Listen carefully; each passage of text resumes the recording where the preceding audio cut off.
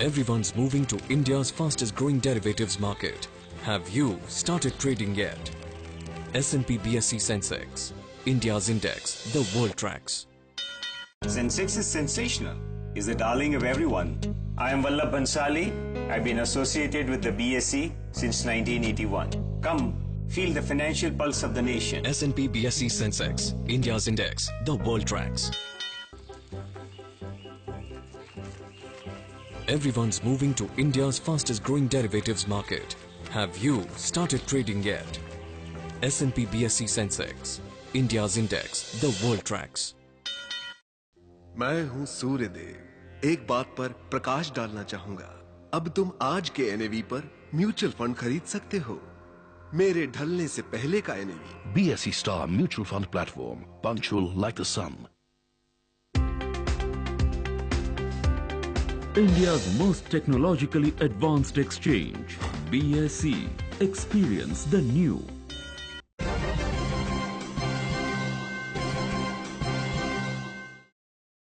Break के बाद स्वागत है आपका आपके चहीते कार्यक्रम पैसा वसूल में, जहां अब हम आ पहुंचे इस हफ्ते के एंटरप्रेन्योर सेगमेंट में। सपनों के शहर मुंबई में न जाने कितने ही लोग रोज आंखों में कैसे कैसे सपने लिए देश के कोने कोने से आते हैं, लेकिन पालिताना के संजय की कहानी किसी फिल्म से कम नहीं। अपनी जेब में मात्र 200 रुपए लाए गुजरात से मुंबई आए संजय ने ईंट भट्टी से लेकर कंस्ट्रक्शन साइट सभी जगह काम किया, लेकिन जब बात आई कुछ बनने की तो अपने भाई को फार्मास्यूटिकल सेक्टर में 8 साल काम करवाने के बाद अपने भाई के साथ मिलकर ही अपनी खुद की दवा कंपनी खोल ली। आइए आप भी देखिए दो भाइयों की फर्श से अर्श तक की सफलता की कहानी उन्हीं की जुबानी।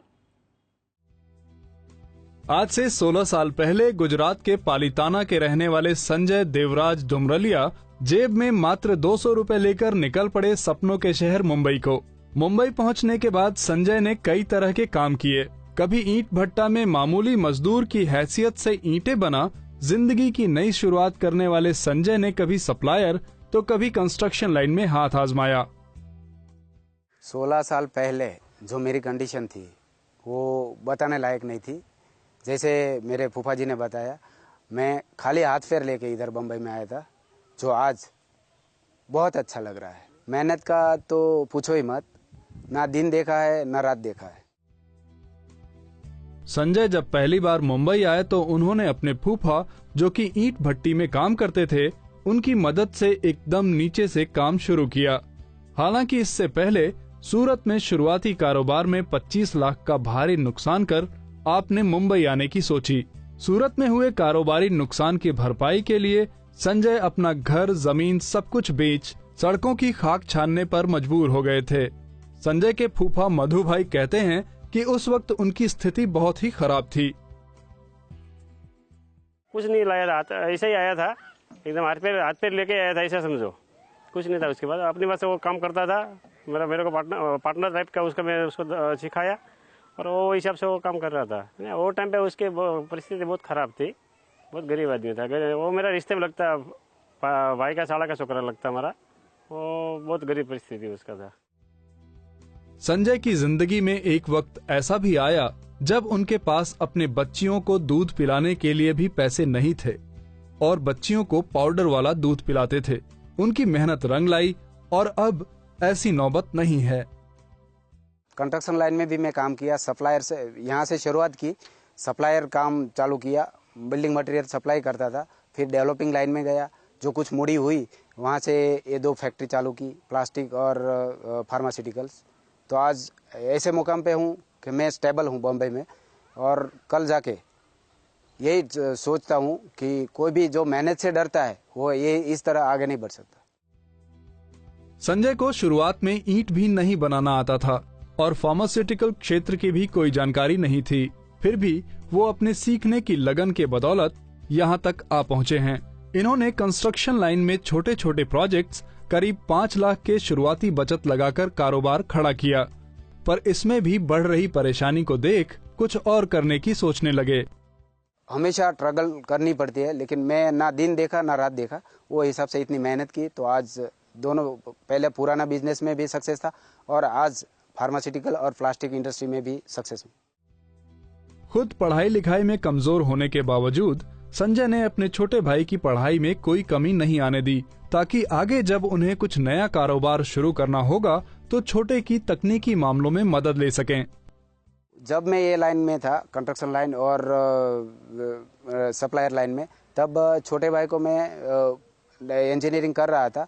मैं बोला इसको एक्सपीरियंस के लिए कोई अच्छी कंपनी में लगा दूं, तो कल जाके मेरे को कुछ करना है, नया कुछ करना है या तो कोई इंडस्ट्री में घुसना है, तो वही मेरे को सपोर्ट होएगा घर से। और आजकल कोई भी बिजनेस में घर का बंदा नहीं रहेगा, विश्वासु बंदा नहीं रहेगा, तो सक्सेस मुश्किल है। आज के लिए तो सही बोला जा सकता है, क्योंकि आज से 16 साल पहले जो कंडीशन से मैं गुजरा हूँ वो नहीं, मैं बयां नहीं कर सकता आज की डेट में।